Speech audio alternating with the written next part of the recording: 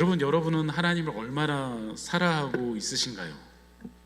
여러분, 사랑은 잘 사실 보이지 않습니다. 우리 찬호이는 여자친구를 얼마나 사랑할까요? 그거 잘 보이지 않습니다. 예전에 희원이한테 물어봤습니다. 희원아, 아빠 얼마큼 사랑해? 그러면 하늘만큼 땅만큼 우주만큼 사랑했다고 그런 고백을 했습니다. 지금도 그렇지? 대답을 벌써 안 합니다. 제가 주원이한테 물어보니까 주원이가 손을 펼칠 만큼 이만큼 사랑한다고 했던 기억이 납니다. 제가 아내한테 어젯밤에 물었습니다. 여보, 저 사랑하죠? 그 사랑하는 걸 어떻게 알 수 있을까요? 그랬더니 아내가 그냥 알죠 라고 대답을 하더라고요. 사랑은 사실 보이지 않습니다. 그런데 눈빛만 봐도 알 수 있고 말을 통해 행동을 통해서도 알 수 있는 것 같습니다. 저는 저희 계신 최지은 전사님 소개로 6월 4일날 만나서 100일 만에 정말로 결혼을 했습니다. 중요한 분입니다. 보통 사계절을 만나고 이렇게 알아보고 결혼을 하는데 저희에게는 그럴 시간이 없었습니다. 그래서 서로에 대해서 잘 아는 것이 없었습니다. 그래서 지금도 신혼 같습니다. 믿어주시기 바랍니다. 그래서 결혼을 하고 아내를 그리고 저를 조금씩 알아가고 배워가는 시간을 가졌습니다. 제가 살아가는 방법은 아내가 싫어하거나 어려워하는 것을 하지 않는 것입니다. 사실 누군가 무엇인가 싫어할 때는 그 이유가 있는데 사실 그것을 묻지 않았습니다. 차차 살아가면서 알아가는 것이기 때문입니다. 지금도 여전히 아내가 싫어하거나 힘들어하는 걸 안 하려고 합니다. 그것이 제가 사랑하고 사랑받는 비결 중에 하나입니다. 아내뿐만 아니라 제가 섬기는 성도님들에게도 다른 분들에게도 비슷하게 행동을 합니다. 그분이 싫어하거나 힘들어하거나 어려운 말이나 행동을 잘 안 하려고 합니다. 그것이 그분을 향한 섬김이기도 하고 사랑이기도 하기 때문입니다. 그럼 우리가 하나님을 사랑하는지는 어떻게 알 수 있을까요? 그것은 하나님이 원하시지 않는 것에서부터 떨어지는 것입니다. 그 명령이 오늘 4가지 십계명에 담겨져 있습니다. 여러분, 십계명을 외우고 있으신가요? 저는 앞자를 따서 다음왕 안부 사름도 거탐이라고 이렇게 외우고 있습니다. 이 4가지 하나님과 관련된 이 율법은 사실 예배와 관련이 있습니다. 그 예배와 관련된 이유는 우리의 부르심이 예배자이기 때문입니다. 이사야 43장 21절은 이렇게 말씀하고 있습니다. 우리말 성경 보면 이 백성은 나를 찬양하게 하려고 내가 손수 만든 사람들이다. 우리의 삶이 예배자라는 것입니다. 십계명 앞에 4가지 계명이 하나님의 사랑에 대한 것에 해당하면서 우리 예배와 관련이 있는데 예배의 대상, 예배의 방법, 예배의 태도, 예배의 시간과 이라고 말할 수 있습니다. 그 첫 번째 예배의 대상입니다. 나 외에 다른 신을 내게 두지 말라. 십계명의 3계명의 이 3번째 구절에 시작하는 이 나 외라는 히브리어 엘파나이는요, 사실 내 앞에라는 표현입니다. NIV 성경에도 내 앞에라고 번역하고 있습니다. 웨스트민스터 대요리 문답에도 나 외에는 내 앞에라고 해석하고 있습니다. 특별히 하이델베르크 요리문답 95문은 우상숭배란 무엇입니까? 우상숭배란 말씀으로 자신을 계시하고 유일하신 참되신 하나님 대신에 혹은 하나님과 나란히 어떤 것을 신뢰하거나 구원하고 소유하는 것이다 라고 말하고 있습니다. 다윗의 인생의 마지막에 아들 솔로몬에게 이렇게 유언을 했습니다. 여호와께서 내 일에 대하여 말씀하시기를 만일 내 자손들이 그들의 길을 삼가 마음을 다하고 성품을 다하여 진실이 내 앞에서 행하면 이라고 고백을 했습니다. 여전히 내 앞에서, 하나님 앞에서라고 고백을 했습니다. 성경은 우리에게 하나님이 싫어하는 것과 요구하는 것을 명시하고 있습니다. 특별히 95분을 중심으로 보면 그 다음 PPT 한번 보여주세요. 하나님이 싫어하시는 것, 멀리하고 피해야 될 것은 온갖 우상 숭배, 마술, 점치는 일, 미신, 기도하는 것, 다른 성인이나 피조물에게 기도하는 것입니다. 요구하시는 것도 있습니다. 유일하고 참되신 하나님을 바르게 알고 하나님을 신뢰하고 모든 겸손과 인내로 그분에게만 복종하고 모든 좋은 것들을 그분에게만 기대하고 마음을 다하고 그분을 사랑하고 섬겨야 하고 경외하고 모든 피조물들이 포함한 내용입니다. 특별히 구약에서는 하나님과의 우리의 관계를 신랑과 신부로 말하고 있습니다. 즉 결혼이라는 언약 관계로 맺어져 있다는 것입니다. 하나님 외에 다른 그 무엇인가를 사랑한다면 우리 신랑 대신 하나님을 마음 아프게 한다는 것입니다. 왜 십계명에는 다른 신이라고 지칭했을까요? 그것은 세상의 다른 대상을 사랑하면 그것이 우리의 삶을 지배하고 우리의 마음을 빼앗아 가기 때문입니다. 결국 우리는 하나님보다 그것을 더 사랑하여 그것을 예배하게 됩니다. 우리는 거룩한 신부로서 하나님만을 예배하고 하나님만을 사랑하게 됩니다. 그것이 우리의 최고의 목적이고 최고의 길이기 때문입니다. 제가 결혼하고 배운 최고의 사랑은 바로 평안함입니다. 제가 아내와 함께 있을 때 누리는 평안한 말입니다. 우리가 주님 안에 있을 때만 누릴 수 있는 은혜가 있습니다. 그것은 참 평안입니다. 우리가 그분을 떠났을 때 우리는 그와 다르게 두려워하고 불안해하고 힘들어합니다. 예수님께서도 이렇게 말씀하셨습니다. 평안을 너에게 끼치노니 곧 나의 평안을 너에게 주노라. 내가 너에게 주는 것은 세상에 주는 것과 같이 아니하니라. 너희는 마음에 근심하지 말고 두려워하지도 말라. 저는 수련회 때 박기동 목사님이 말씀하셨던 그 문장이 제 안에 계속 울리고 있습니다. 믿음은 방향의 문제가 아니라 대상의 문제입니다. 그렇습니다. 여러분의 대상은, 사랑하는 대상은 과연 누구이신가요? 두 번째, 예배의 방식입니다. 너는 우상을 만들지 말고. 사실 이 말씀을 이해하려면 당시 이스라엘의 상황들을 잘 살펴봐야 됩니다. 이스라엘은 애굽에서 430년 동안 노예로 살았습니다. 당시 최대 강대국이었던 애굽의 우상과 문화 속에서 살았다는 것입니다. 보통 한 세대를 30년이라고 측정하는데 거의 12세대가 흘렀다는 것입니다. 그렇다면 그들의 언어, 문화, 행동이 벌써 애굽의 문화화가 되었을 것입니다. 우리 일제 강점기를 겪고 나서 지금도 아직 그 일본어의 잔재들이 있는 것처럼 만약에 430년 동안 했다면 거의 자기 언어를 잃어버렸을 정도고 애굽의 문화에 모든 것이 젖어들었을 상태였을 것입니다. 얼마나 애굽화가 잘 되었는지 잘 나타난 사건이 바로 금송아지 사건입니다. 모세가 산에 올라간 지 이제 40일이 되자 이스라엘 백성들은 점점 불안해합니다. 그래서 이스라엘 백성은 아론을 부추겨서 금송아지를 만들어 달라고 요구를 합니다. 그리고 이렇게 선포합니다. 이것이 너희를 인도하는 신이로다. 오늘날에는 어떨까요? 오늘날에도 비슷하게 우리는 무엇인가를 우상으로 삼고 있습니다. 팀 켈러 목사님이 쓰신 내가 만든 신에는 이렇게 표현하고 있습니다. 저것만 있으면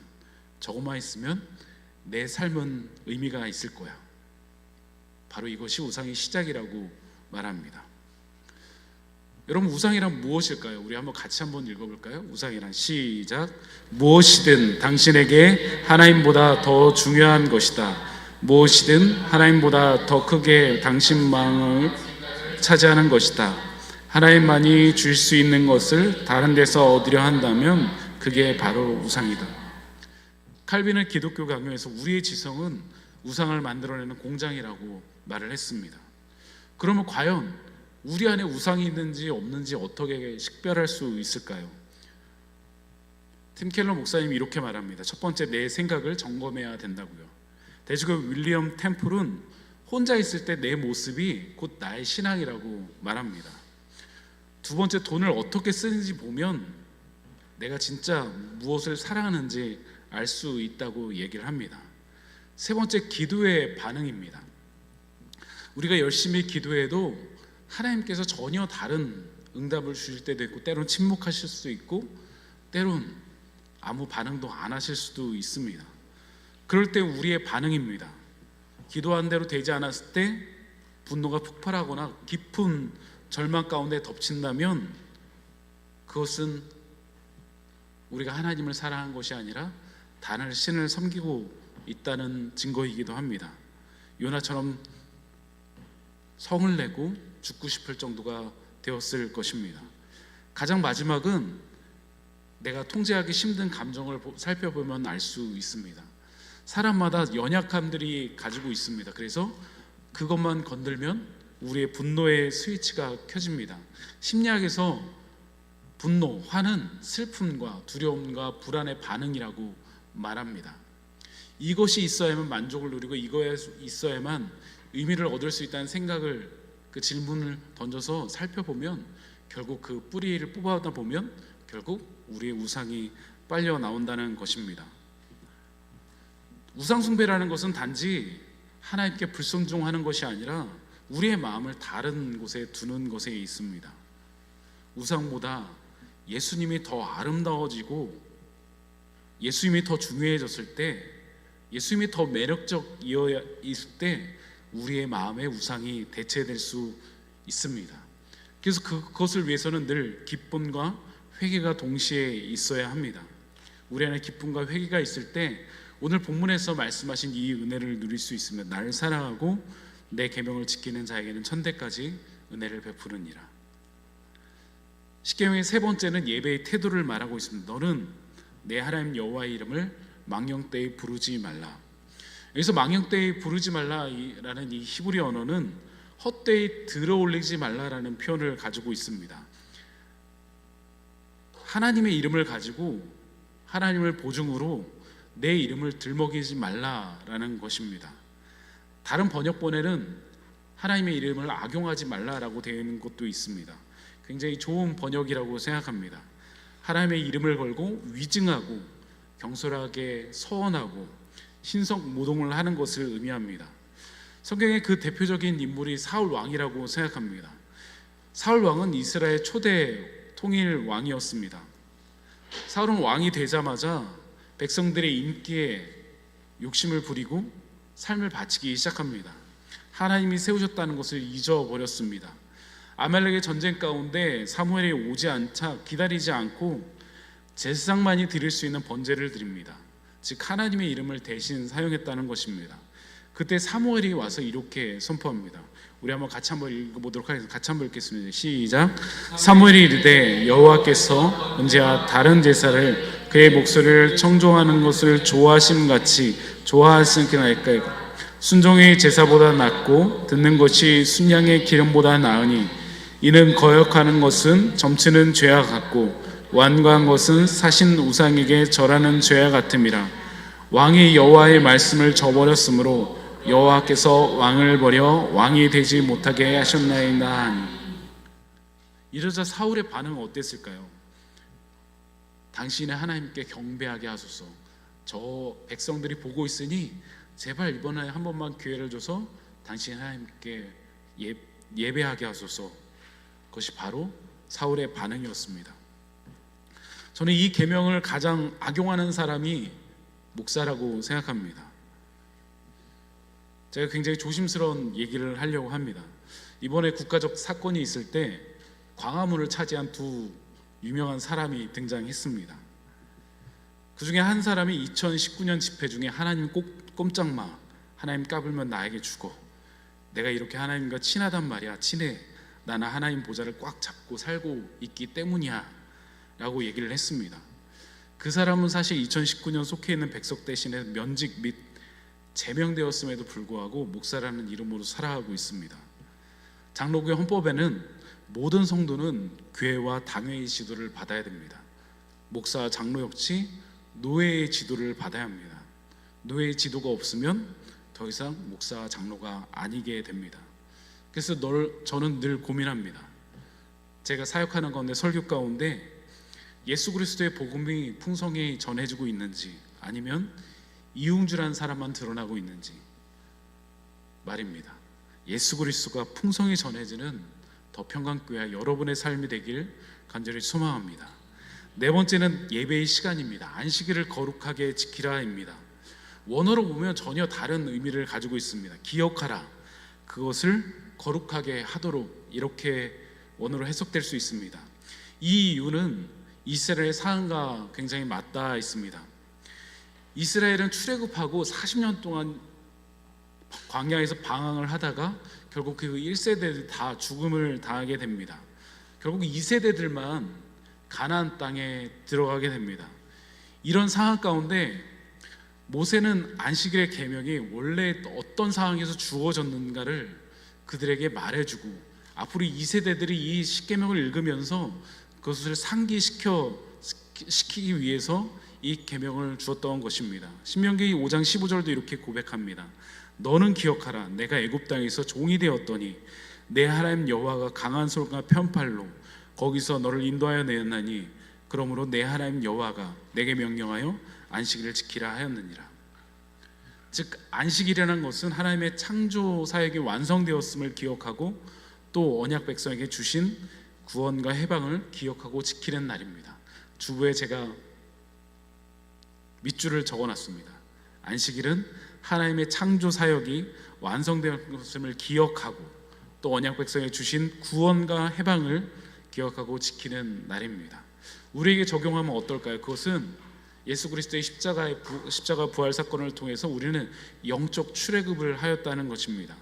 애굽 땅 종되었던 것과 같은 죄로 물든 오염된 세상에서 예수 그리스도로 인해서 우리가 구원을 받았다는 것입니다. 주님의 부활 사건이 주일날 일어났기에 우리는 초대교회의 이후로 모두 다 안식 후 첫날인 주일을 안식일로 지키고 있습니다. 우리는 모두 다 코로나의 어려운 시기를 몇 년 동안 지나왔습니다. 코로나의 시기를 지나면서 주일이 얼마나 소중한지 알게 되었습니다. 우리가 주일을 지키는 것이 아닙니다. 주일이 우리를 지켜갑니다. 만약에 주일이 없다면 우리의 예배는 언제쯤 끊어질까요? 한 1년 후에 끊어질까요? 목사인 저도 1년이 못 돼서 끊어질지도 모릅니다. 이 계명의 본질은 이전에 내 모습이 어떠했는지 기억하고 현재 하나님의 은혜로 새 삶을 살고 있음을 감사하는 것입니다. 그것이 바로 주의 성수의 모습이기도 합니다.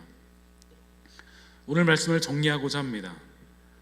종교学자 마르틴 루터는 십계명을 아는 사람은 성경 전체를 아는 것이라고 표현했습니다. 왜 하나님께서 십계명을 주셨을까요? 그것은 구약의 성도들이 출애굽한 백성들이 하나님의 백성으로 살아가기 위해서 주셨습니다. 이 율법을 주신 이유에 대해서 종교개혁자 칼빈은 이렇게 말합니다. 율법의 1 용도는 죄를 깨닫게 하고 억제하게 한다. 율법의 제2 용도는 스스로 자신을 어찌할 수 없음을 깨닫고 그리스도에게 눈을 돌리도록 한다. 세 번째, 삶의 규범으로서 거룩을 추구하고 사랑하며 즐거운 마음으로 율법을 따르라고 한다라고 얘기를 하고 있습니다. 우린 율법을 생각할 때마다, 이 십계명을 생각할 때마다 우리가 지킬 수 있는 어떠한 능력이 없음을 또한 깨닫게 됩니다. 사실 우리는 매일마다 다른 신을 섬기고 다른 우상을 지키고 또한 하나님의 이름을 망령되게 하고 안식일을 온전히 지키지 못하기 때문입니다. 오늘 나무의 숨 교회에 갔었는데요, 대표기도 하는 집사님이 이렇게 고백을 하는 겁니다. 하나님, 저는 풍족한 것이 너무 좋습니다. 하나님께서 부어주신 은혜도 너무 좋습니다. 계속 이렇게 살고 싶습니다. 그것이 저의 모습입니다 라고 이렇게 고백하며 회개하는 모습에 제가 큰 은혜를 받았습니다. 그렇습니다. 우리는 사실 십계명대로 살고 싶지만 십계명대로 살 수 없습니다. 그런데 이 모든 율법을 지키신 분이 있습니다. 바로 예수 그리스도이십니다. 예수 그리스도는 우리의 모든 그런 연약함을 감당하시고 십자가를 지심으로 향기로운 제물이 되셔서 하나님의 노를 있게 하셨습니다. 그래서 하나님이 우리를 보실 때 항상 예수 그리스도를 통해서 보시기 때문에 우리의 죄가 없다라고 말씀하십니다. 예수님 때문에 우리는 더 이상 죄의 노예가 아닌 의의 자녀로 살아가게 되었다는 것입니다. 십계명을 주신 이유가, 그 중요한 이유가 십계명 서문에 등장합니다. 하나님이 이 모든 말씀으로 말씀하여 이르시되 나는 너를 애굽 땅 종되었던 집에서 인도하여 낸 내 하나님 여호와니라. 이스라엘 백성은 애굽에서 구원받기 위해서 십계명을 지킨 것이 아니라 애굽에서 여호와 하나님으로부터 구원을 받았기 때문에 십계명을 지킨 것입니다. 이런 십계명의 서문은 우리 기독교가 다른 종교와 어떻게 다른지를 잘 보여주고 있습니다. 우리는 다른 종교들은 구원받기 위해 그들의 노력과 공로를 쌓아가며 구원을 향해 달려갑니다. 그런데 우리는 구원을 베푸신 그 은혜에 반응해서 하나님께 달려갑니다. 우리의 모든 교회의 사역도, 우리의 교회의 모습도 그렇습니다. 내가 무엇인가 하나님께 보여드리기 위해서 하는 것이 아니라 우리에게 주신 그 구원의 은혜에 감격해서 내가 반응하는 것입니다. 그래서 얼만큼 우리가 사역할 수 있다고요? 사랑받은 만큼 사역할 수 있습니다. 언젠가 이세돌 프로가 바둑기사에서 한 말이 떠오릅니다. 이렇게 고백을 했습니다. 승패가 갈렸다고 바둑에서 끝난 게 아니죠.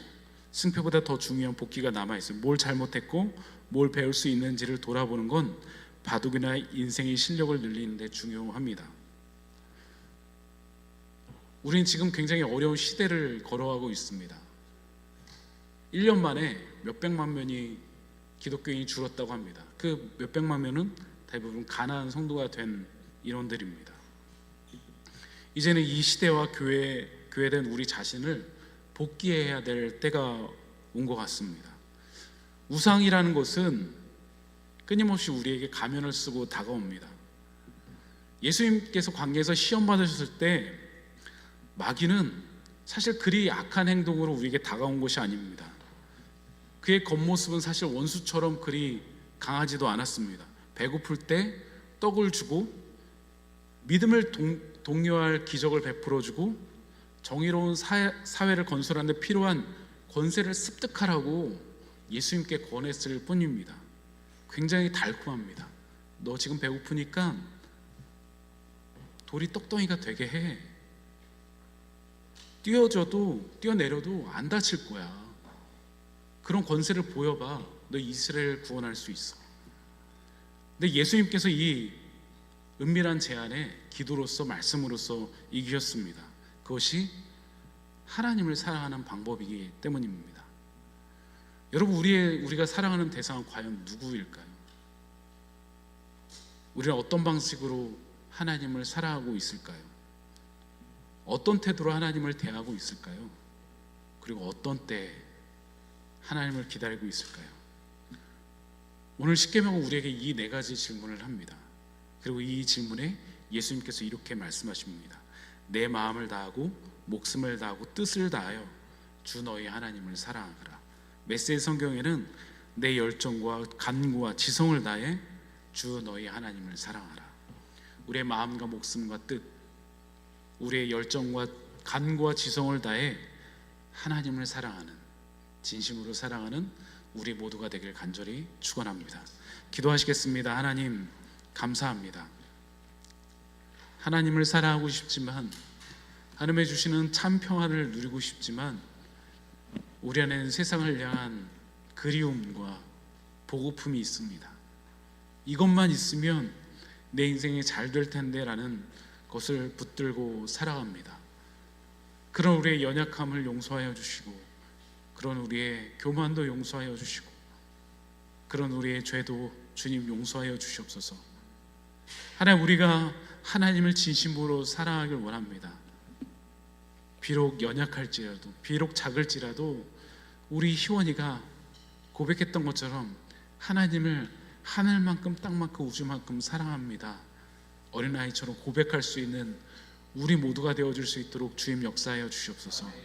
그 사랑이 우리뿐만 아니라 우리 가르치는 다음 세대도, 우리 자녀들에게도 흘러가서 믿음의 유산을 남길 수 있는 우리 모두가 될 수 있도록 주님 역사하여 주시옵소서. 어제보다 이전보다 더 사랑하는 우리 모든 성도인들 되어줄 수 있도록 주님 역사하여 주시옵소서. 감사드리며 살아계신 예수 그리스도의 이름으로 기도드리옵나이다. 아멘.